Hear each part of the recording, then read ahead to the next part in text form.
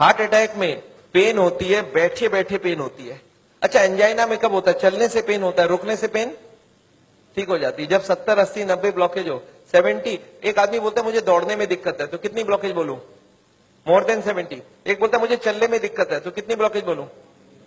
More than 80। एक बोलता है मुझे नहाने धोने में दर्द है, तो मोर देन 90। और एक बोलता है मुझे बैठे बैठे दर्द है, तो 100%। याद रखिएगा, हार्ट अटैक मतलब है ब्लॉकेज इज इक्वल टू 100%। अच्छा, हार्ट अटैक धीरे धीरे होता है, सडनली हो जाता है? सडनली हो जाता है। सडनली अभी का अभी हो गया हार्ट अटैक, 5 मिनट पहले मिला, 5 मिनट बाद खत्म हो गया, हार्ट अटैक हो गई। कैसे हो जाता है आपको याद है? अब देखिए एक बार। अच्छा, एक आदमी हार्ट का पेशेंट है, उसकी कितनी ब्लॉकेज है? 80 ब्लॉकेज है। उसको हार्ट अटैक करना, 100 ब्लॉकेज ले जाना, कितने साल बाकी है अभी इसको? 10 साल बाकी है। पता चला 10 मिनट बाद हार्ट अटैक हो गया। एक आदमी तो हार्ट का पेशेंट ही नहीं है, उसकी ब्लॉकेज 60 है, 60% ब्लॉकेज है, वो हार्ट का पेशेंट भी नहीं हो तो दौड़ सकता है। अच्छा, उसको कितने साल लगेगा अभी हार्ट अटैक करने? 60 है, 100 जाना है, 40% बाकी है, 20 इयर्स बाकी है अभी। पता चला 20 मिनट्स बाद हार्ट अटैक हो गई। कैसे हो जाएगा हार्ट अटैक? आपको याद है एक पर्दा आपने बताया था हमने, ब्लॉकेज के ऊपर एक मेम्ब्रेन होता है, वो मेम्ब्रेन बर्स्ट कर जाता है। This is what a heart attack is. देखिए आपको समझ आता है कि नहीं?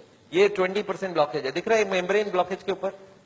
ये 40% ब्लॉकेज है, मेम्ब्रेन यहाँ पे है अभी। ये 60%, 70% ब्लॉकेज है, मेम्ब्रेन अभी भी है। और मेम्ब्रेन स्ट्रेच कर रहा है कि नहीं कर रहा है? करते करते एक दिन क्या होगा? मेम्ब्रेन बर्स्ट कर जाएगा, membrane will rupture, membrane will snap, membrane will burst. और जैसे ही मेम्ब्रेन बर्स्ट करेगा क्या होगा? यहां से केमिकल यहाँ आएगी, और यहाँ पे खून जा रहा है, इस खून में क्या होगा? ब्लड केमिकल मिलेगा, और केमिकल मिलते ही ब्लॉकेज हो जाएगी 100%। This is called heart attack. 100% blockage कितने देर में बना? 5 मिनट में। 0 से 80 आने लगा था 40 साल, और 80 से 100 आने में 5 मिनट्स, 2 मिनट्स। अब एक बात बताइए, हार्ट अटैक को रोकना कैसे है? आपका दिमाग क्या बोल सकता है? मैं आपको समझाता हूं, एक एग्जांपल सोच लीजिए। एक नोट का गड्डी है, नोट का गड्डी समझते हैं? नोट की गड्डी में रबर बैंड लगा है, मैं हर दिन उसमें नोट घुसाए जा रहा हूं, और जब रबर बैंड टाइट हो गई तो आपको मैंने पूछा क्या करूं कि रबर बैंड ना फट जाए, तो आप क्या जवाब देंगे हमको? नोट घुसाओ मत। आप ये पूछेंगे सर अभी तक रबर बैंड फट गया क्या? मैं बोला नहीं, अभी तक नहीं फटी है। आप बोलिए एक काम करना, कल से नोट घुसाना मत, देखना फटेगा नहीं। ये काम बात ठीक लग रहा है कि नहीं लग रहा है आपको? घुसाना बंद करो। और मैं एक स्टेप और आगे जाता हूं कि कुछ नोट निकाल लो कि रबर बैंड ढीला हो जाए, अब फटने का क्या चांस है? एकदम नहीं है। एंड यही बात मैं हार्ट के पेशेंट को समझाता हूं। मैं बोलता देखो अभी जहां तक चले गए चले गए, अब आप ब्लॉकेज को बढ़ाओगे तो एक ना एक दिन हार्ट अटैक होगा। कब होगा हम नहीं जानते, पर कभी ना कभी हो सकता है। आज 80 है, मालूम नहीं 90 में पर्दा फट जाए। ये पर्दा कब फटेगा हमको नहीं मालूम है। हर आदमी का पर्दा अलग अलग है, हर आदमी की मेम्ब्रेन अलग अलग स्ट्रेंथ की है।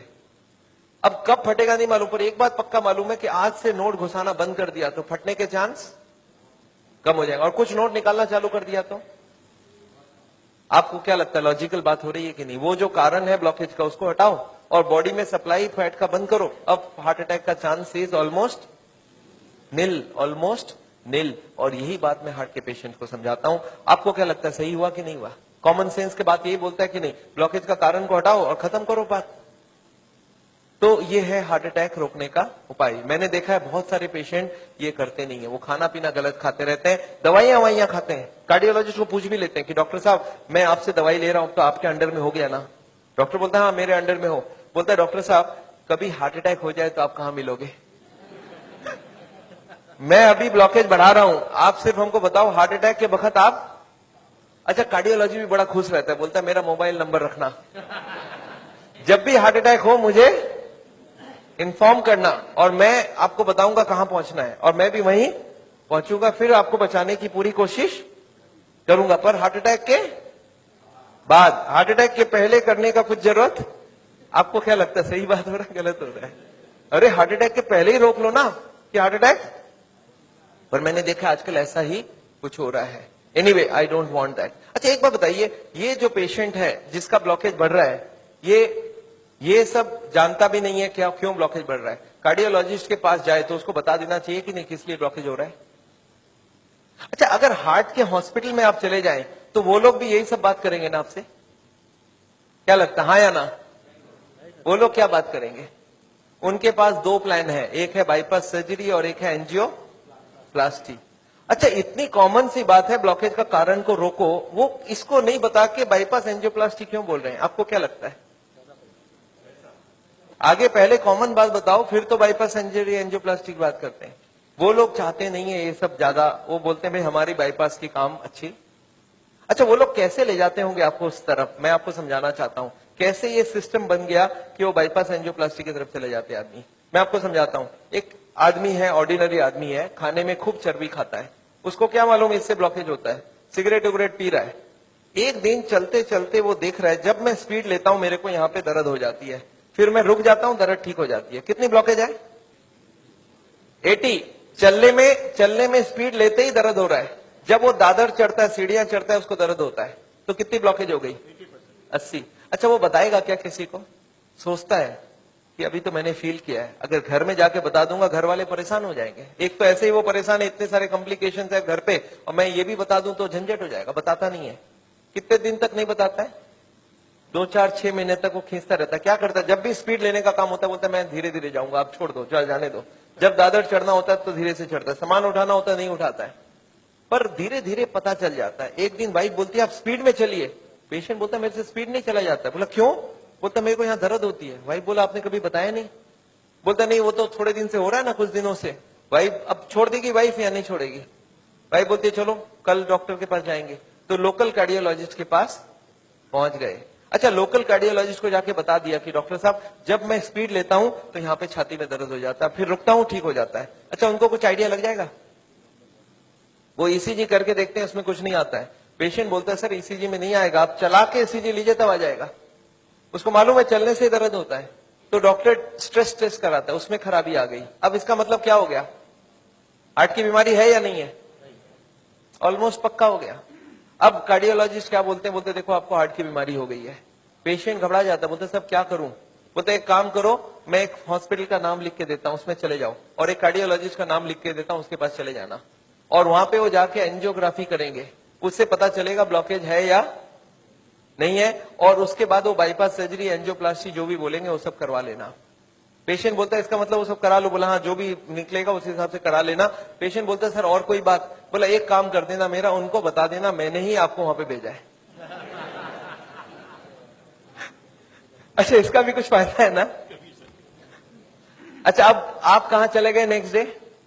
पेशेंट पहुंच गया हार्ट के हॉस्पिटल में, कार्डियोलॉजिस्ट को बता दिया कि मैं स्पीड लेता हूं, मेरे को छाती में दर्द होता है। कार्डियोलॉजिस्ट को कुछ समझ आ गया क्या?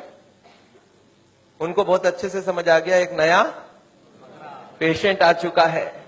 अच्छा, वो बोलते नहीं ऐसा, वो क्या बोलते हैं? वो बोलते हैं मेरे को डाउट है ये ब्लॉकेज है या नहीं है। अच्छा, पेशेंट खुश हो जाता है। पेशेंट बोलता है वो डॉक्टर तो मेरे को डरा ही दिया था, बोलता हार्ट की ब्लॉकेज है, और ये बड़ा डॉक्टर ये बोलता है मेरे को डाउट है। पेशेंट बोलता है मेरे को हार्ट की बीमारी हो ही नहीं सकता। अरे मैं कभी कोई गलत काम किया ही नहीं, सिगरेट तो बहुत लोग पीते, मैं भी पीता हूं, और चर्बी उर्बी तो बहुत लोग खाते, मैं तो थोड़ी बहुत ही खाता हूं। तो पेशेंट क्या सोचता है कि कुछ निकलेगा तो नहीं, डॉक्टर ठीक ही बोल रहा है, कुछ मिलेगा ही नहीं। पेशेंट बोलता है सर कोई उपाय है, पता चल जाए ब्लॉकेज कितना है। कार्डियोलॉजिस्ट बोलते हैं बस एक एंजियोग्राफी कर लेते हैं, आपको देख लेते हैं है या। अच्छा, पेशेंट मान जाएगा नहीं मान जाएगा? पेशेंट बोलता है सर कोई भी टेस्ट हो मैं तैयार हूं, आप बोलो क्या क्या कराना है। बोलते नहीं, आपको एडमिट करके आपके अंदर एक तार घुसाएंगे और उसमें जान भी जाने की चांस है। अच्छा, पेशेंट फिर भी नहीं चाहता है कुछ, तो बोलते बिना तार घुसाए कुछ कर लीजिए ना, पता करना है ना ब्लॉकेज, कर लीजिए आप। कार्डियोलॉजी बोलते हैं एंजियोग्राफी बिना कुछ नहीं पता चलेगा। अच्छा, एंजियोग्राफी हो जाएगा नहीं हो जाएगा? एंजियोग्राफी हो जाता है। पेशेंट बोलता है चलो एक बार करा लेते हैं, फिर घर जाके सोचेंगे ब्लॉकेज मिल तो जाए, देखे तो सही कितना है, फिर जाके घर में। अच्छा, पेशेंट प्लान कर लेता है। क्या प्लान करता है? कि मेरी 30-40 ब्लॉकेज तो हो सकती है, मैंने गलत काम किया है, बड़े दिनों से मेरे को कोई नहीं बोला था फैट नहीं खाना, मैं खाया हूं, सिगरेट नहीं पीना, मैंने पिया हूं, तो कुछ ब्लॉकेज मिलेगा। और प्लान क्या बनाता है कि घर जाके कल से सारा खाना पीना बदल दूंगा, वॉकिंग चालू कर दूंगा, एक्सरसाइज चालू कर दूंगा, एकदम प्लान करके एंजियोग्राफी में जाता है कि कल खाली रिपोर्ट लेके घर जाना है। अच्छा, रिपोर्ट में कुछ, एंजियोग्राफी होने के बाद रिपोर्ट में कुछ मिलेगा या नहीं मिलेगा? रिपोर्ट में एंजियोग्राफी में कितनी ब्लॉकेज मिलेगी? 70, 80 एंड 90। अच्छा, जब 80 ब्लॉकेज मिल जाए, कार्डियोलॉजी सडनली बदल जाता है, वो बोलते हैं you are very lucky. Patient बोलता है लकी मतलब कुछ भी नहीं मिला आपको? बोला लकी इसलिए कि आप ठीक टाइम में यहां तक पहुंच गए, थोड़ा सा लेट आते तो कुछ भी हो सकता था। पेशेंट बोलता है इसका मतलब कुछ सीरियस बात है। बोला आप बचे कैसे, मेरे को समझ नहीं आ रहा। यू आर वेरी लकी, अभी तक बच गए आप। अब आपका बचने का चांस बहुत कम है।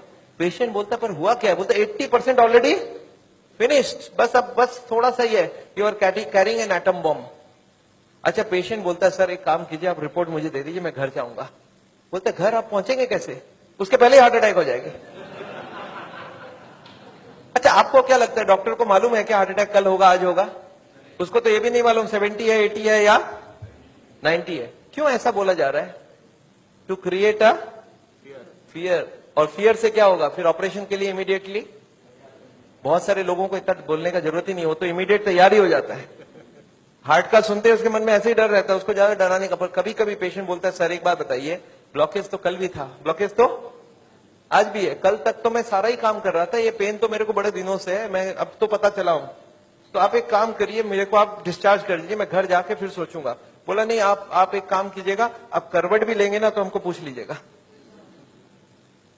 पेशेंट बोलता है नहीं सर मैं तो घर जाऊंगा। बोला आप रुकिए, आपके घर वालों से मैं पूछता हूं। अच्छा, घर वाले बाहर कौन कौन वेट कर रहे होंगे?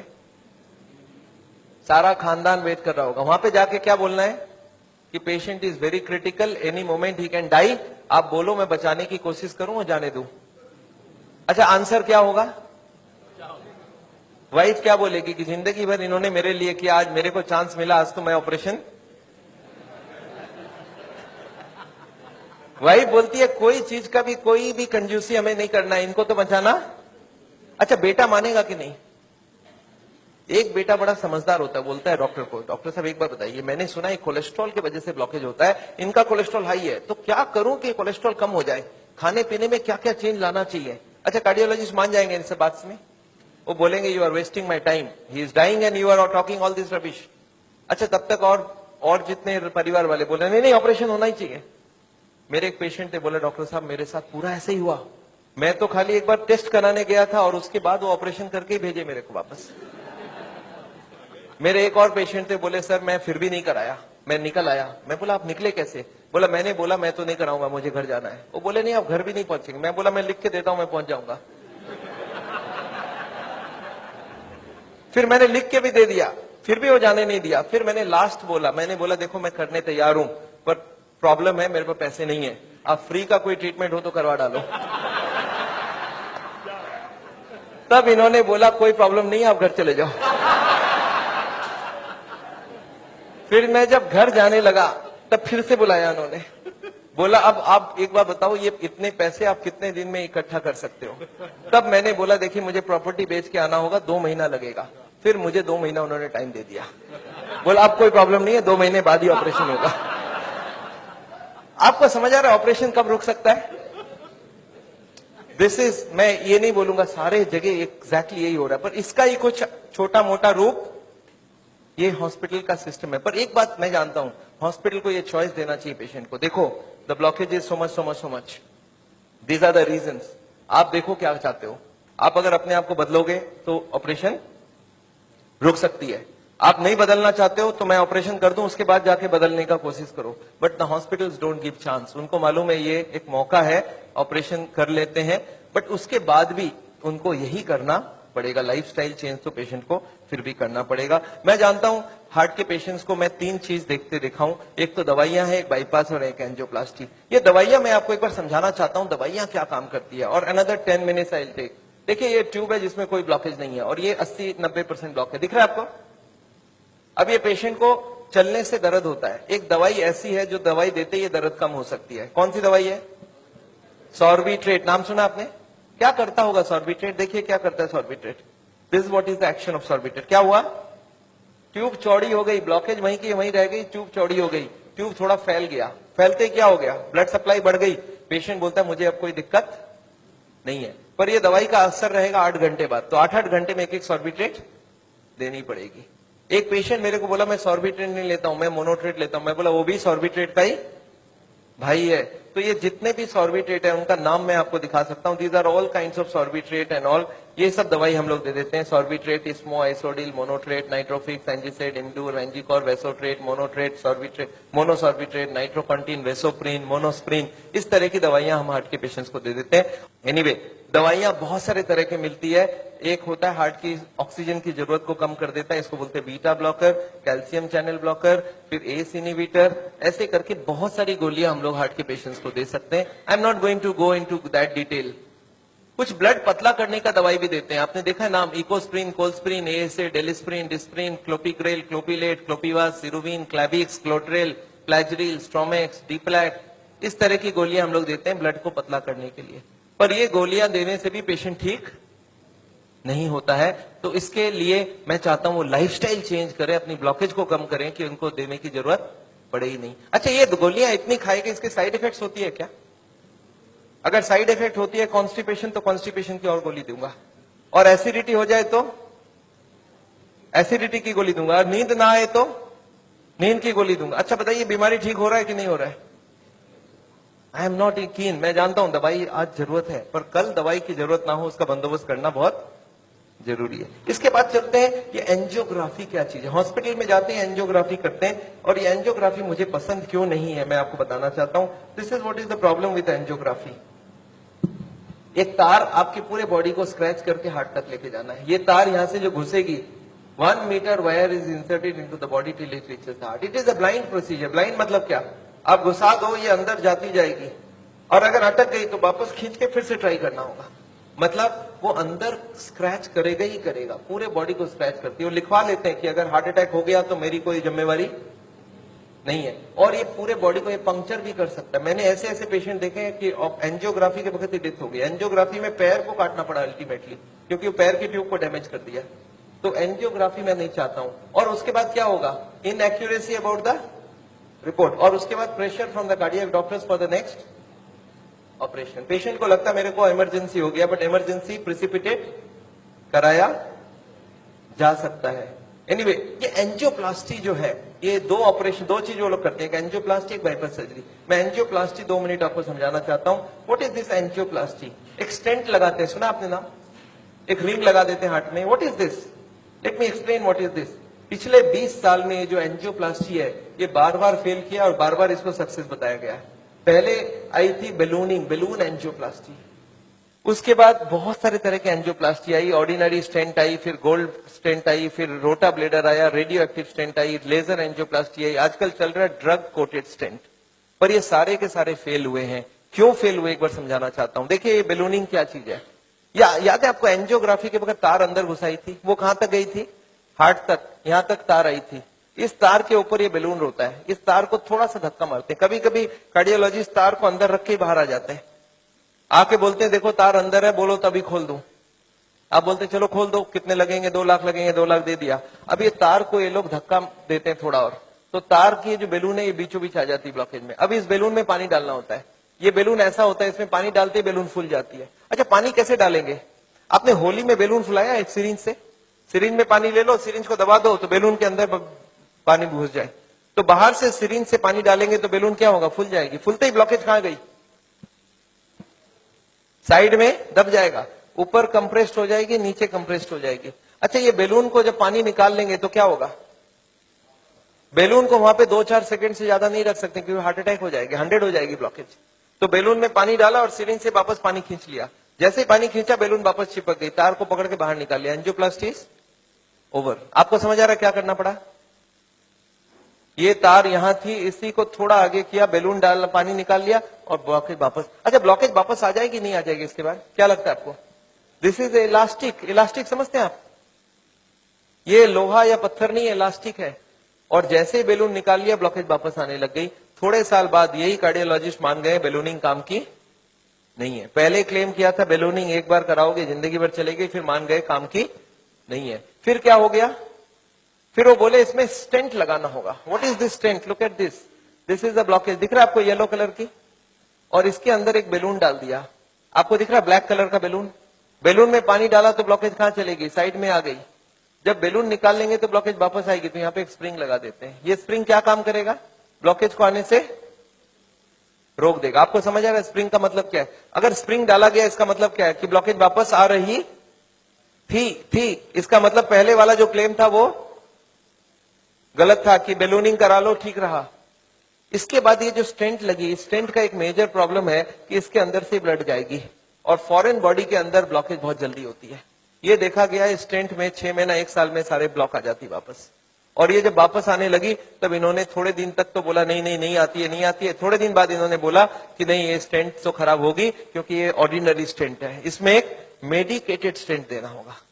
वो दवाई में डाल के स्प्रिंग को निकाल लेंगे, अब बहुत बढ़िया हो जाएगा। तो ड्रग की कोटिंग चल जाए। आपने देखा है चांदी के गहने में सोने की कोटिंग चढ़ाते हैं, तो वो स्प्रिंग के ऊपर कोटिंग चढ़ा देते हैं और वो कोटिंग चढ़ा के लगा दिया, पर इसके बाद भी ये फॉरेन बॉडी ही रही, इसमें वही का वही रिजल्ट आया है। अभी लेटेस्ट है कि 66% people with in 1 year will come back with a reblockage. इसके बाद है बाईपास सर्जरी। एक बहुत बड़ी सर्जरी होती है। देखिए बाईपास सर्जरी मैं इसलिए नहीं चाहता हूं, एक बहुत बड़ा सर्जरी है। एक पूरे चेस्ट को काटो और इसको काट के, इसको चाकू से नहीं कटेगा, इसमें आड़ी से कटेगी। आड़ी समझते हैं आप? आपने मार्बल फिटिंग के वक्त एक देखा है गोल चक्का लेके घूमते हैं, ऐसा एक लगा के ये पूरा खुलेगी। इसको अंदर से ऐसे जैक करके ऐसे खोलेगा, अंदर में हार्ट को रोक के उसमें ऑपरेशन होगी। और हार्ट को रोकेंगे तो एक मशीन से पूरे बॉडी को ब्लड जाएगा, इसको बोलते हैं हार्ट लंग मशीन। उसमें कुछ ब्लड डाल के उससे चलाना होगा and during this time the operation has to take place. But this operation is very complicated. Luck अच्छा हो तब ठीक है, नहीं तो कुछ ना कुछ कॉम्प्लिकेशन रहती है, बहुत सारे लोगों की जान भी जाती है। पर ऑपरेशन के बाद क्या होगा ये देखिए, ऑपरेशन के बाद क्या होगा। ये ट्यूब जो ब्लॉकेज है वो यहीं रह गई, उसके जगह नई ट्यूब लग गई। तो ये ब्लॉकेज के जगह नई ट्यूब लग गई तो क्या हो गया, बाईपास हो गया। पर ये नई ट्यूब में फिर कभी ब्लॉकेज आएगा कि नहीं, आपको क्या लगता है? ये नई ट्यूब में फिर से ब्लॉकेज आती है। अच्छा अब तो 40 साल बाद ही आएगी ना, पिछले बार कितने साल लगी थी आपको याद है? देखिए एक वाई का जवाब सोच के देखिए, ओरिजिनल ट्यूब में कितने साल में ब्लॉकेज हुई थी? 20 से 40 साल। तो कितनी स्पीड रही? 2 से 4%, 6% पर ईयर। और एंजियोप्लास्टी के बाद अगर 2 साल में वापस रीब्लॉकेज होती है तो कितने साल हो गई? 40% पर ईयर। और बाईपास के बाद अगर 5 साल में रीब्लॉकेज आती है तो 20% पर ईयर। जो ट्यूब ओरिजिनली 2% की ब्लॉकेज कर रही थी वो अब ऑपरेशन के बाद उसकी स्पीड क्यों बढ़ गया? क्योंकि अब वो ओरिजिनल नहीं रहा। हमारी बॉडी को जब तक ओरिजिनल रखो तब तक अच्छी बात है। हमारे प्राइम मिनिस्टर ने भी 2 बाईपास कराई है, एंजियोप्लास्टी 5 स्टेंट लगाई है, पर मैं जानता हूं उसके बाद भी तो फिर से कराना पड़ा। एक बार कर लिया, दूसरी बार कराया, कब तक करा सकता आदमी? और मैं जानता हूं बॉडी में एक बार कॉम्प्लिकेशन कराना, उनके लिए तो चलो बहुत बड़ा टीम लगेगा। हर आदमी के लिए इतनी बड़ी टीम नहीं भी लग सकती है और इतना बड़ा ऑपरेशन नहीं भी कर सकते ठीक से।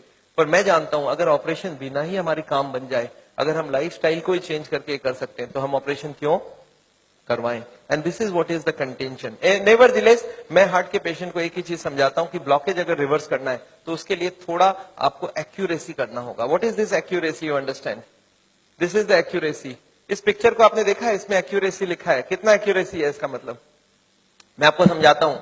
ये एक ड्रम है, ये ड्रम में मैं पानी भरना चाहता हूं और इसमें 15 छेद है। आप बताइए कितनी छेद बंद करने से ड्रम भरेगी? याद है 15 कारण है। अब इसमें से कितने को कंट्रोल करूं कि ड्रम भर जाए? सारे को करना होगा। अच्छा मैं हार्ट के पेशेंट्स को क्या देखता हूं, उनको कुछ मालूम भी नहीं है इसके बारे में। वो क्या बोलते हैं, मेरा कोलेस्ट्रॉल कंट्रोल है, ट्राइग्लिसराइड ज्यादा है, शुगर कंट्रोल है, बीपी ज्यादा है। मैं बोला ऐसे नहीं चलेगा, सारे होल बंद चाहिए मुझे। बोलते मैं थोड़ा थोड़ा करूं तो कैसा चलेगा? मैं बोला थोड़ा थोड़ा से काम नहीं चलेगा। बोलते मेरा बीपी कम किया हूं पर पूरा कम नहीं कर रहा हूं, 120 नहीं ला रहा हूं, 140 ही रखा हूं। मैं बोला नहीं चलेगा, मुझे सारे फैक्टर्स एक साथ कंट्रोल चाहिए। हाँ इसके लिए शुगर, बीपी, कोलेस्ट्रॉल, ट्राइग्लिसराइड आपसे कम नहीं हो रहा, मैं दवाई देके कम कर देता हूं। पर स्मोकिंग आपको पूरा ही बंद करना होगा, खाने में तेल आपको बंद करना होगा, एक्सरसाइज आपको करना पड़ेगा, ओवरवेट कम करना होगा, खाना पीने में फाइबर ज्यादा डालना होगा। अच्छा ये सब संभव है क्या लोगों के लिए? यस, क्या प्रॉब्लम है? ये तो सिंपल सी बात है, इसको क्यों नहीं कर सकते? क्यों नहीं सिगरेट बंद कर सकते? क्यों नहीं मीट बंद कर सकते? क्यों नहीं तेल घी छोड़ के आप अलग तरीके से खाना बना सकते हैं? तो all these if you do there is no problem. Nevertheless मैं जानता हूं, एक और छोटा सा चीज आपको बताना चाहता हूं। अभी एक और नई जो टेक्नोलॉजी आ गई है, आदमी को मैं सोचता था बिना काटे कुछ हो सके। ये हमारी कुकिंग की क्लास है, this is a cooking class. मैं हार्ट के पेशेंट्स को ट्रेनिंग देता हूं। This is my dietitian teaching cooking, 0 oil cooking to the patients wives. मैं हार्ट के पेशेंट्स को योगा सिखाता हूं। मैं बोलता हूं कैसे भी करो योगा करो, आप योगा करने की बहुत जरूरी है। उसके साथ उनको क्या करना चाहिए, क्या नहीं करना चाहिए, कितनी सामान उठानी चाहिए, गाड़ी चलानी चाहिए, स्कूटर चलाना चाहिए, ऑफिस जाओ तो क्या प्रिकॉशन लो, दादर चढ़ो तो क्या प्रिकॉशन लो, आगे कौन सी योगा करो, कब तक करो, कौन सी मेडिसिन लो, कब तक लो। एंड फॉर दिस हाँ मैं एक मैगजीन भी निकालता हूं, इसका नाम है साउल टाइम्स। ये मैगजीन मैं हर महीने निकालता हूं, दिल्ली से निकलती है, हिंदी और इंग्लिश में। अच्छा, आपको एक फॉर्म दिया गया है क्या? ऐसा देखिए तो, have you got a form like this? ये फॉर्म में अगर आप अपने नाम एड्रेस भर के देंगे तो आपको ये मैगजीन आगे आपको मिलता रहेगा हर महीने। हिंदी में इंग्लिश में दोनों में मैगजीन है। और इसके साथ एक छोटा सा और क्वेश्चन ये रखा है कि यहां पे अगर हम लोग ऐसा कोई कैंप करवाएं तो how many people will be interested to join such a camp? 1 दिन का या 2 दिन का ऐसा एक कैंप अगर हम करवाएं तो कोई इंटरेस्टेड हो तो प्लीज फिल इट अप। मेरे को लोग बोलते हैं डॉक्टर साहब इतनी सारी बातें अगर कैसे याद रखूंगा, मैंने बहुत मोटी मोटी किताब लिखी है। आदमी बोलता है सर छोटा सा कुछ दीजिए ना कॉपी। तो मैंने एक ऐसी किताब बनाई है जिसका नाम है पॉकेट गाइड। एक 30 रुपीज की किताब है, कोई 2 घंटा बैठ के पढ़ ले तो जितनी बातें मैंने बताई है सब इसमें लिख के रखा है। So this book I have brought over here. मेरे ख्याल से बाकी बुक्स तो मैं नहीं ला सकता हूं क्योंकि hundreds of books are there. तो मैं ये बुक लाया हूं, कोई को लगता है कि मैं पढ़ना चाहता हूं और कोई को पढ़ाना चाहता हूं। हार्ट के पेशेंट को जरूर पढ़ाइए। 30 रुपीज की गिफ्ट होती है, you can give it to anybody and they will learn things from the book. तो ये बहुत जरूरी है। मैं जानता हूं, मैं ये मैगजीन पिछले 10 साल से रन करता हूं and it is gone all over the world. मैं एक नई टेक्निक आपको इसी वक्त बताना चाहता हूं। There is a new machine which has come which can open the collaterals. देखिए कोलैटरल्स का क्या मतलब है। ये ब्लॉकेज है, बाईपास सर्जरी में क्या करते हैं, एक नई ट्यूब लगा देते हैं। इसमें क्या करते हैं, जो हार्ट की ये ब्रांच है और ये ब्रांच है, इनको जोड़ देते हैं आपस में। And there are so many small tubes, जो इसको जुड़ जाए तो ब्लड यहां से आने लगे। ये जो छोटे छोटे ट्यूब है, ये मैंने बोला था स्पोर्ट्समैन चालू करके रखते हैं। और स्पोर्ट्समैन चालू कर दिया तो क्या हो गया, उसके पास 2 सप्लाई हो गई। एक तो ये ओरिजिनल है और एक साइड वाली भी है। इसको बोलते हैं कोलैटरल। बैंक में आपने लोन लेते हुए देखा है कभी कोलैटरल्स बोलते हैं? कोलैटरल मतलब क्या, कि ये फेल हो जाए तो दूसरा कोई होना चाहिए। तो ये कोलैटरल्स भगवान ने हमें दे के रखा है। ओरिजिनल तो था ही था, एक कोलैटरल भी देके रखा, कभी ये फेल हो जाए तो ये चालू करना।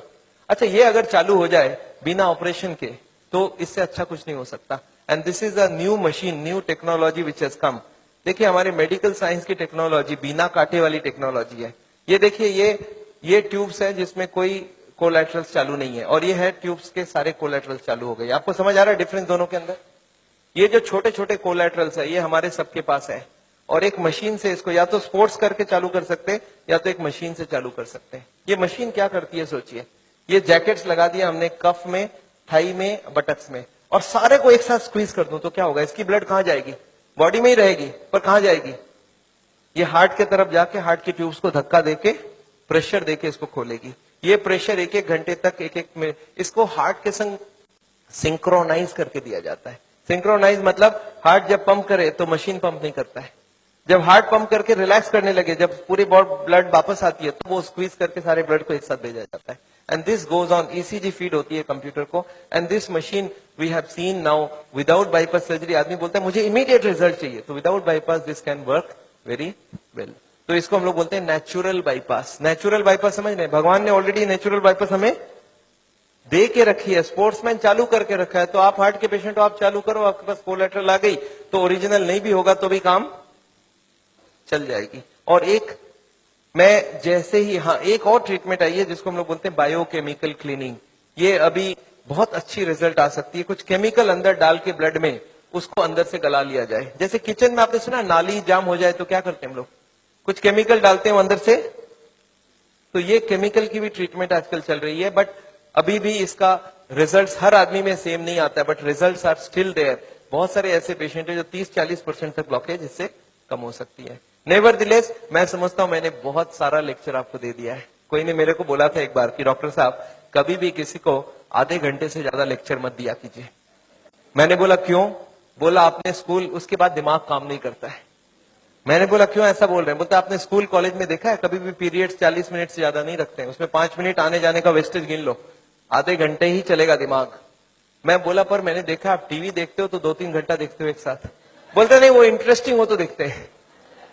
तो मैं जानता हूं आप हमारे साथ बैठे हैं 2 घंटे के लिए और आपको जरूर इंटरेस्टिंग लगा होगा। मैं फिर से धन्यवाद देना चाहता हूं ये हॉल को अरेंज जिन लोग ने किया उनको, श्री माफत लाल जी को जिन्होंने आपके लिए ये लेक्चर कराया है। और अगर आपको लेक्चर अच्छा लगा है तो उनके लिए फिर से एक बार